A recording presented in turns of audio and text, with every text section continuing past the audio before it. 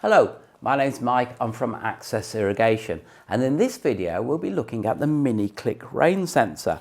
A very simple unit, but very effective. It actually can save a lot of water because we don't want to be irrigating when there's rain coming out the sky. So the Mini-clik rain sensor comes with a wall mounting bracket and 8 meters of connection cable, and a couple of screws there for doing it, and also a label. The label's important to make sure that if your system isn't operating, double check that it's not the sensor that's actually suspended it rather than a fault on it.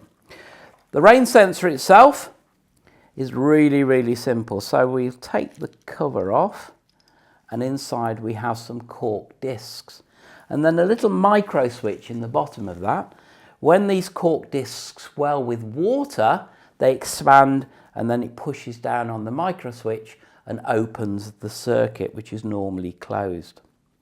So we've also got an adjustment on there. If I pop that there, you'll see the adjustment is right from 3 millimeters to 19 millimeters.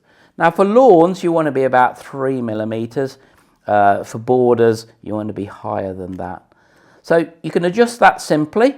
You can also adjust the amount that it dries out, and the amount that it dries out is very similar to plants themselves. So obviously when this dries out, then the plants are ready for more water. You've also got a test spindle at the top.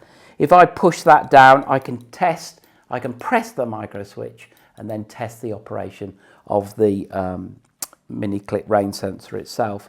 And at the end, you've got just 2 wires to connect into your panel. Just make sure that it's a normally closed connection that you actually want in your controller. There you go.